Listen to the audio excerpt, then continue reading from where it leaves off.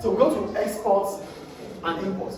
What does export mean? Export simply means we are selling to foreign customers. So whatever we sell in terms of goods or services to foreign customers, it is referred to as export. Therefore, import, it means we are buying goods or services from a foreign business, or we're buying from foreign businesses. That is import. So we have what we call net export. Net export is export, the value of export minus the value of import. Exporting goods, exporting services, minus importing goods, importing services. Do we understand net export? So what are those factors that determines the level or the extent to which we do export or import? The first factor we're going to talk about is price. We already know what price is, the amount we pay in terms of whatever we buy in goods or services. The price of goods determines if we're going to buy from those businesses or not. But before we determine the price, what determines price of a product? It is the cost of the product.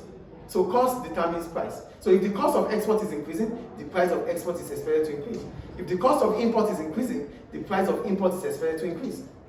So if we have to buy more if we have to do more of export, it would have meant that the cost of export is reducing. And that will make the country to become internationally competitive. Export will increase.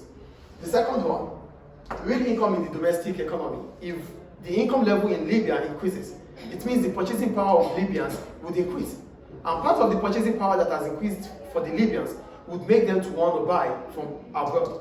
So part of the money you're going to spend as Libyans, because your income has increased, you would have to spend them buying imported goods or imported services. That is real income in the domestic economy. The third one is exchange rate. And when we talk about exchange rate, we're talking about the price of the Libyan dinars compared to dollars, pounds, and the rest of the currency. So if the Libyan dinars is having value, it means Libya will be able to do more of import than export. But if the Libyan dinars is reducing in value, Libya will be able to do more of export than import. The next one is the degree of protectionism. When we talk about protectionism, we're talking about trade restriction. If the trade restriction in the world is high, it means we will not be able to do more export. Export would reduce. But if trade restriction globally is less, we'll be able to do more of export.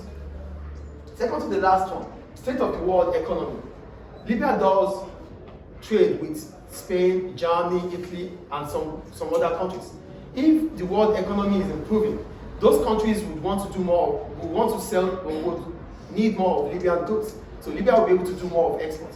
But if trading activity within those countries are reducing, they will do less of good, they will do less, they won't buy more from Libya, so Libya will do less of export. And the last one, non-price factors. Price is not the only reason why we do export or import. Quality of the product also determines, and the extent to which we discharge our product. So most of the time, we might not be able to buy from other countries because the quality of what they sell is not as high as we want them. So these are the factors that determine export and import. Thank you.